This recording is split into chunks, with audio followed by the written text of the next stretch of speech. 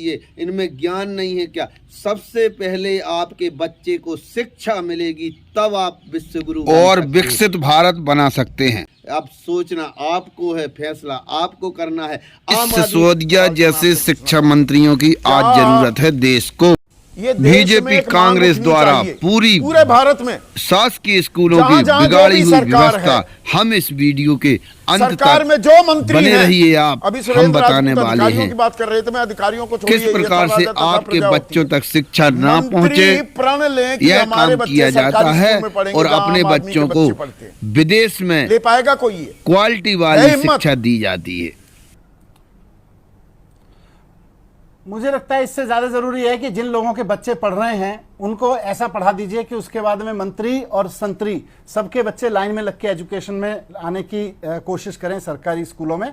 और ये दिल्ली और पंजाब में हमने करके दिखाया है, ये हो सकता है। मैं सिर्फ एक चीज कहूंगा जी कि अभी आपके टीवी पे जो पहले मुझसे पहले बात हो रही थी उसमें किसी ने बोला कि उत्तर प्रदेश के सारे स्कूलों में चले जाइए, वहां पे मिड डे मील का कैलेंडर लगा हुआ है। कैलेंडर तो सारे स्कूलों में लगा हुआ है, कैलेंडर तो हर अच्छी चीज का बना हुआ है, लेकिन जमीन पे मिलती है कि नहीं मिलती है, सवाल तो ये है। बिल्कुल, दिल्ली और पंजाब में हमने देख के दिखा दिया, उत्तर प्रदेश में ये देखे नहीं दिखा पा रहे। अंतर इतना ही है, कैलेंडर सब जगह लगे हुए हैं। जो दिल्ली में हुआ, बीजेपी कहती है कुछ किया नहीं, नाम बड़े और दर्शन छोटे किया। लेकिन जो ये विवाद हो रहा है, मतलब भाषा पे हमें लड़ाया जा रहा है, बच्चे मर रहे हैं, स्कूल की छतें ढह रही हैं, पानी दाल के नाम पर वो पीला पानी दिया जा रहा है, कच्चे चावल दिए जा रहे हैं बच्चों को।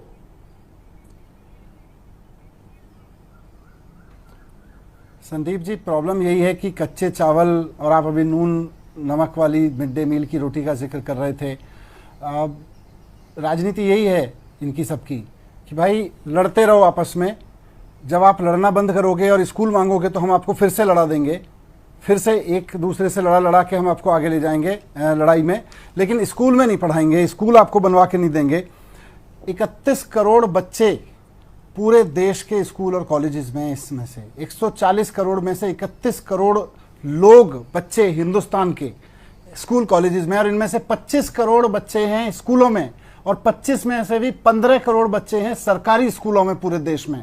ये जो आप आज आवाज उठा रहे हो ना, ये खाली राजस्थान के झालावाड़ के बच्चों की आवाज नहीं है, उनके पेरेंट्स का दुख नहीं है, ये 15 करोड़ पेरेंट्स का दुख है जिनके बच्चे सरकारी स्कूलों में पढ़ रहे हैं।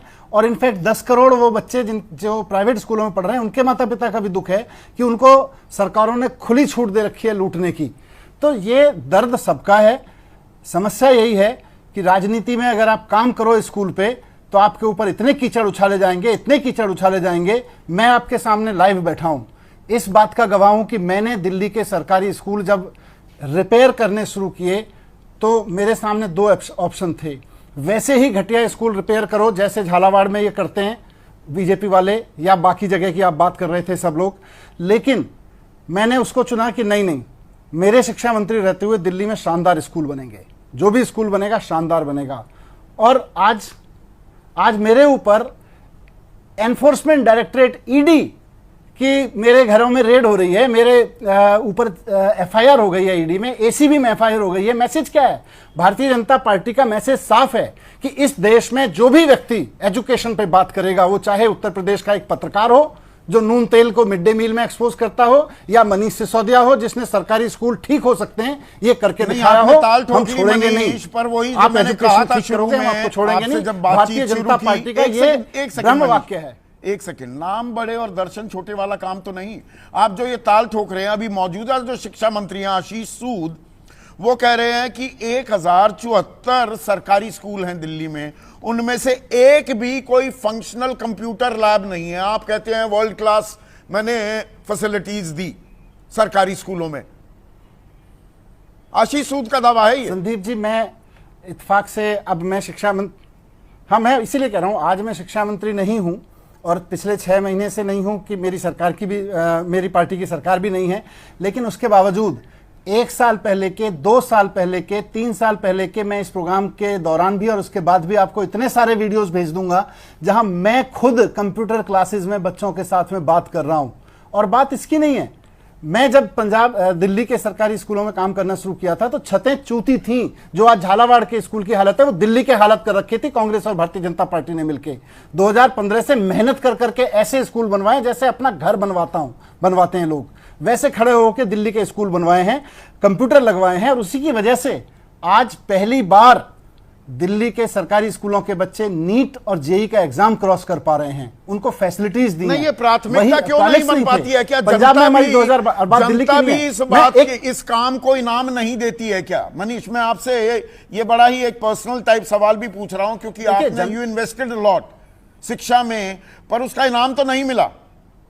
क्या जनता आप लोगों की प्राथमिकता है या नहीं? पर जनता भी कि अब मेरे बच्चों को पढ़ाई लिखाई ढंग की मिले, वर्ल्ड क्लास मिले, ये बड़ा सरोकार है भी या नहीं जनता का? मुझे लगता है जनता की प्राथमिकता है, जनता की प्राथमिकता है। इसीलिए हम जैसे लोगों को चुन के भी भेजती है, बार बार चुन के भी भेजती है। लेकिन बहुत सारे फैक्टर्स आते हैं फिर चुनाव में हार जीत के, मैं उधर नहीं जाऊंगा। लेकिन मैं आपसे ये कहूंगा कि लोगों की जरूरत है, इस देश की जरूरत है अच्छी एजुकेशन। सरकारी स्कूल में जिस जिस देश ने अपने बच्चों को पढ़ाया वही देश अच्छा पढ़ाया, वही देश तरक्की कर पाया, बाकी देश पिछड़े हुए हैं।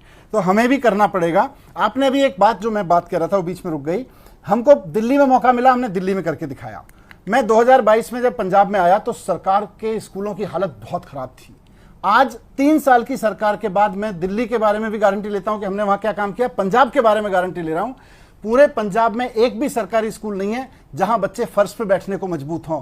3 साल पहले 40% बच्चे टूटे हुए फर्श पे बैठते थे, नीचे दरी पे बैठ के पढ़ते थे। आज सब बच्चे डेस्क पे बैठ के पढ़ते हैं। सारे स्कूलों में टॉयलेट करा दिया, पीने का पानी करा दिया। आज computer, internet, wifi, security guard सब कुछ कर रहे हैं।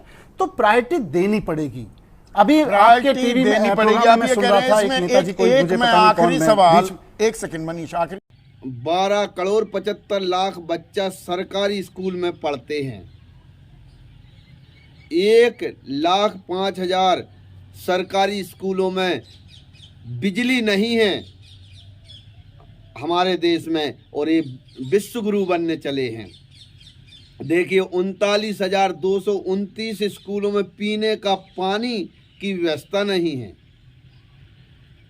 1,19,591 सह शिक्षा वाले स्कूलों में लड़कों के लिए शौचालय नहीं है। ये पूरी खबर हम आपको व्यवस्थित बताने का प्रयास करते हैं। 5,03,000 स्कूलों में कंप्यूटर की व्यवस्था नहीं है। 59,227 स्कूलों में लैब की सुविधा नहीं है। 7,99,881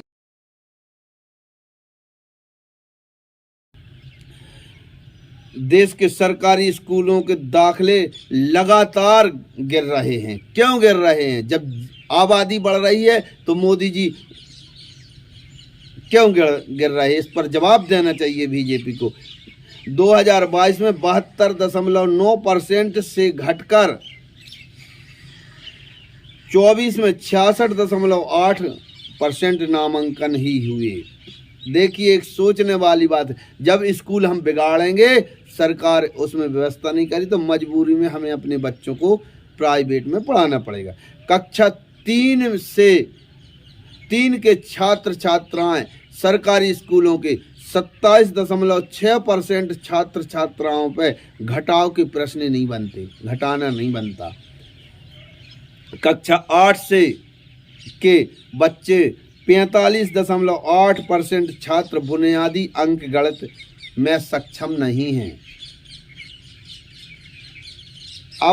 अब हम आपको बताते हैं बीजेपी के नेता वह कौन से हैं जो सरकारी स्कूलों में अपने बच्चा पढ़ाते हैं। देखिए ध्रुव गोयल वाणिज्य मंत्री पीयूष गोयल के बेटे हैं। यह अमेरिका के हार्वर्ड यूनिवर्सिटी से पढ़ाई की है इनने।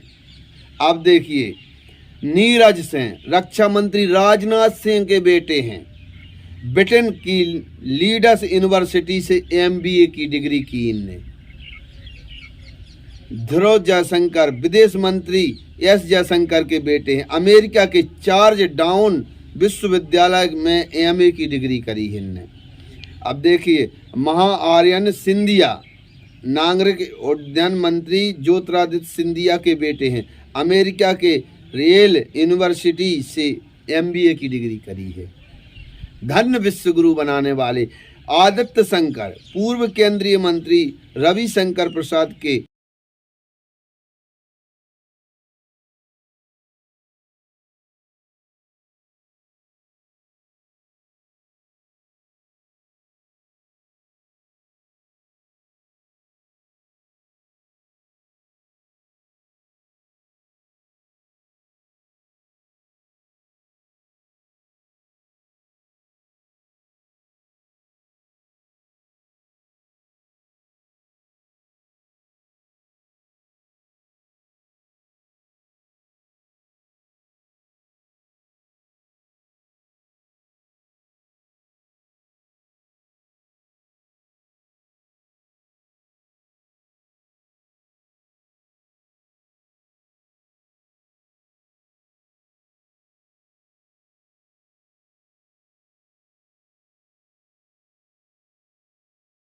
ये इनमें ज्ञान नहीं है क्या? सबसे पहले आपके बच्चे को शिक्षा मिलेगी तब आप विश्वगुरु बन सकते हैं। यह क्यों नहीं जानते?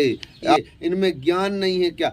सबसे पहले आपके बच्चे को शिक्षा मिलेगी तब आप विश्वगुरु बन सकते हैं। यह क्यों नहीं जानते? अब सोचना आपको है, फैसला आपको करना है। आम आदमी पार्टी ने एक ही काम किया है जिससे हमारा देश विश्व